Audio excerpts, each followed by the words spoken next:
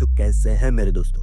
Kaiju number 8 season 2 के पिछले सारे एपिसोड्स के लिंक आपको डिस्क्रिप्शन में मिल जाएगी, आप वहां से देख सकते हैं। तो चलिए शुरू करते हैं। अब रेनो ने नंबर 6 वेपन को पहनने का डिसाइड कर लिया है ताकि वह काफका को प्रोटेक्ट कर सके। पर उसे पहनने के बाद उसने अपना कंट्रोल खो दिया था, जिस कारण से इहारू को उसे बचाने आना पड़ा था। तो क्या अब रेनो नंबर 6 वेपन को पूरी तरीके से कंट्रोल करना सीख पाएगा या काफका को प्रोटेक्ट करने का डिटर्मिनेशन उसका हमेशा के लिए खत्म हो जाएगा? तो चलिए देखते हैं कि आगे क्या होता है। अब रेनो नॉर्मल हो जाता है एंड जो को कहता है तो यह ठीक हो गया है, पर इसकी बॉडी बहुत ज्यादा डैमेज हो चुकी है, जिस वजह से यह और ज्यादा नहीं लड़ पाएगा एंड इसीलिए हमें उस काइजू के कोर को एक्सपोज करना होगा ताकि यह उसे मार सके। बट इहारू की कॉम्बैट पावर तो सिर्फ 24% है एंड वह यह काम नहीं कर पाएगा। तभी इहारू अकेले ही उस काइजू पर हमला करना स्टार्ट कर देता है, जिससे कि यूगो को यह एहसास हो जाता है कि यह किसी भी तरह से 24% कॉम्बैट पावर नहीं है, जिस वजह से वह इहारू की कॉम्बैट पावर को ट्रैक करने के लिए कहता है। और सभी लोग देखते हैं कि उसकी कॉम्बैट पावर 41% तक पहुंच गई है। पर तभी इहारू नीचे गिर जाता है, जिस वजह से उसकी कॉम्बैट पावर 22% हो जाती है। तभी इहारू फिर से काइजू के साथ लड़ने के लिए तैयार हो जाता है, जिस वजह से उसकी कॉम्बैट पावर वापस 42% पहुंच जाती है। और इस वजह से यूगो को समझ में आ जाता है कि इहारू बिल्कुल उसी की तरह है, तो इसलिए अगर वो लोग उसे अच्छे से उसकी पावर को इस्तेमाल करना सिखा सके तो वो काफी कुछ कर सकता है। अब यहाँ पर इहारू सोच रहा होता है कि मैं बिल्कुल भी जीनियस नहीं हूँ और ना ही मैं कभी हीरो बनने वाला हूँ, और मुझे पूरा यकीन है कि इस रास्ते पर आगे बढ़कर भी मुझे सिर्फ दीवार ही मिलने वाली है। पर इस बार मैं रास्ता नहीं बदलूंगा और इस दीवार को मैं तब तक पंच करूंगा जब तक वह टूट नहीं जाती। अब इहारू उस काइजू को गोलियां मारना स्टार्ट कर देता है, बट वह काइजू इहारू को दूर फेंक देता है। तभी इहारू फिर से काइजू के ऊपर चला आता है और कहता है कि रेनो मैं तुम तक पहुंच कर रहूंगा, तो इसलिए आगे बढ़ो और मेरा इंतजार करो। तभी इहारू काइजू पर गोलियां बरसाना स्टार्ट कर देता है, जिस वजह से उसका सूट ओवर हीट होने लग जाता है। और हम देखते हैं कि जहाँ पर काइजू का शरीर पहले से फ्रीज हो चुका था, वहाँ पर फायर करके इहारू उसके कोर को एक्सपोज कर देता है, जिस वजह से रेनो को उस काइजू पर हमला करने का मौका मिल जाता है और वो एक ही शॉट में उस काइजू के कोर को उड़ा देता है, जिसे देखकर जुगो हैरान हो जाता है। एंड तभी हम एक फ्लैशबैक देखते हैं जहाँ पर किकोरू की मॉम और जुगो बैठे होते हैं, जहाँ हिकारी जुगो से कहती है कि उसे नंबर 4 वेपन के लिए चुन लिया गया है और अगर वो उसके टेस्ट में पास हो जाती है तो उसे नंबर 4 वेपन यूज करने को मिल सकता है। एंड वो यहाँ पर जुगो से यह पूछने आई होती है कि क्या वो नंबर 4 वेपन के लायक है भी या फिर नहीं। अब कहानी वापस प्रेजेंट में आ जाती है, जहाँ पर जुगो कहता है मुझे अगर उस टाइम फ्यूचर के बारे में पता होता और मैंने तुम्हें मना किया होता तो क्या तुम इस टाइम जिंदा होते हिकारी। एंड यहाँ पर काइजू को मारने के बाद रेनो और इहारू बहुत ज्यादा खुश होते हैं और उनकी स्क्वाड भी काइजू को हराने के बाद खुशी मनाने लग जाती है। तभी इहारू और रेनो की दोस्ती देखकर जुगो इमोशनल हो जाता है और कहता है अगर मैं उसे रोक लेता या फिर जब उसे मेरी जरूरत थी तब मैं उसके साथ लड़ लेता तो आज शायद इकारी जिंदा होती। पर चलो कोई बात नहीं। वह रेनो से कहता है कि रेनो तुम पास हो गए हो, तो इसलिए अब तुम इस कंट्री के फ्यूचर को डिफेंड कर सकते हो। अब यह सुनकर रेनो और इहारू बहुत ज्यादा खुश हो जाते हैं। तो ओको कहती है क्या आपको पूरा यकीन है कि यह सही रहेगा? क्या आप रेनो को बताने नहीं चाहते कि वो अपनी सेंस ऑफ रिस्पॉन्सिबिलिटी की वजह से खुद को सेक्रीफाइस कर सकता है? जुगो कहता है कि मुझे यह करने की जरूरत नहीं है क्योंकि इहारू ने उसे खुद यह चीज सिखा दी है। और तभी मीना रेनो के बारे में जानने के लिए जुगो को फोन करती है और जुगो उसे बताता है कि वह नंबर 6 वेपन को चलाने के लिए बिल्कुल सही कैंडिडेट है। मीना कहती है चलो ठीक है, बट मैं उसे मरता हुआ नहीं देखना चाहती, तो इसलिए मैं यह जानना चाहती थी कि आपका इसके बारे में क्या ख्याल है, क्योंकि आप उनमें से हैं जो कि नंबर वेपन्स को इस्तेमाल करने के लिए लोगों को काफी ध्यान से चुनते हैं। जुगो कहता है कि यह बहुत ज्यादा अजीब टाइम है जब कोई ऐसा आया है जो कि नंबर 6 वेपन को इस्तेमाल कर सकता है और कोई ऐसा भी है जिसके पास मेरे जैसी सेम एबिलिटी भी है और वो दोनों मेरे सामने ही है।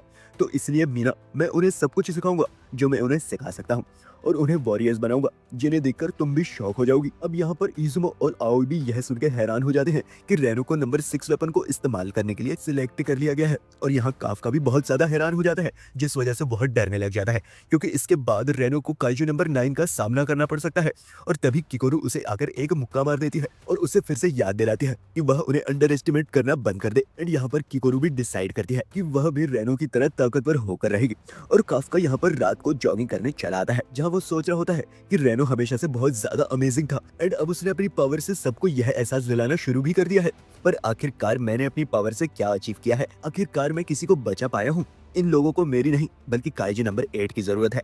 तभी वहां पर वाइस कैप्टन होशिरो आ जाता है और सीधा काफका पर हमला कर देता है, जिस वजह से काफका डर कर नीचे गिर जाता है। होशिरो कहता है कि यह देखकर मुझे काफी अच्छा लग रहा है, यह तुम्हारी पनिशमेंट है कि तुमने मुझे नहीं बताया कि तुम काइजू नंबर 8 हो। एंड अब जब मैंने तुम्हें पूरी तरीके से डरा दिया है तो तुम्हारी पनिशमेंट पूरी हो चुकी है और हिसाब बराबर हुआ।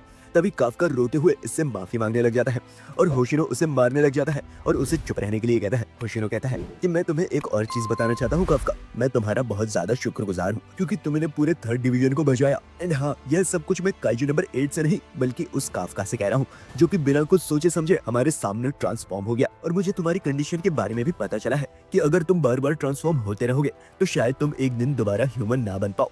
तो मैं काइजू नंबर 9 को खुद हराऊंगा एंड इसीलिए तुम्हें ट्रांसफॉर्म होने की अब कोई जरूरत नहीं है। मैं तुम्हें यही बताने आया था कि तुम्हें काइजू नंबर 8 बन के नहीं बल्कि काफका बन के आगे बढ़ना है और चाहे इसके लिए तुम्हें जितना मर्जी टाइम लग जाए। काफका सोच रहा होता है कि यह चाहे जितनी मर्जी ऊपर से सख्त बनते हो पर यह अंदर से बहुत ही ज्यादा सॉफ्ट है। यह कहता है इसके लिए थैंक यू, पर यह सही नहीं है।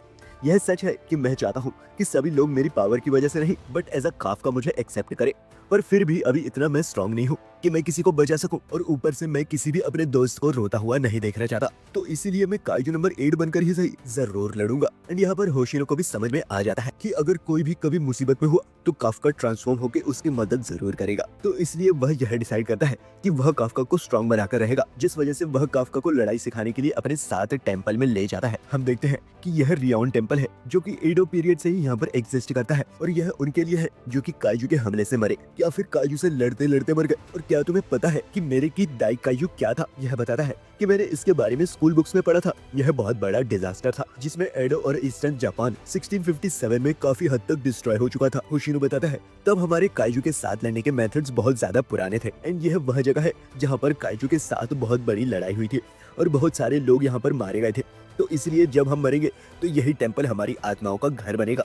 तो चलो फिर अब हम लड़ना स्टार्ट करते हैं और देखते हैं कि तुम पहले से कितना ज्यादा ताकतवर बन गए हो। एंड अब काफका और होशिनो आपस में लड़ना स्टार्ट कर देते हैं, पर काफका होशिनो को छू भी नहीं पा रहा होता है और होशिनो उसे बड़े आसानी से नीचे गिरा रहा होता है। पर काफका हार मानने के लिए तैयार नहीं होता क्योंकि वो होशिनो को दिखाना चाह रहा होता है कि वह पहले से कितना ज्यादा ताकतवर हो चुका है। तब काफका और भी ज्यादा जोश में होशिनो पर हमला करने लग जाता है, पर होशिनो उसका बुरा हाल कर देता है, जिस वजह से काफका को लगने लगता है कि वो अपनी ट्रांसफॉर्मेशन के बिना कुछ भी नहीं कर सकता। बट जैसे ही होशिनो उसे बताता है कि वह पहले से बहुत ज्यादा ताकतवर हो चुका है, वैसे ही काफका के अंदर फिर से हिम्मत आ जाती है। होशिनो कहता है कि तुम्हें देखकर मुझे समझ में आ गया है कि तुमने हर दिन प्रैक्टिस की है काफका, पर फिर भी यह काफी नहीं है।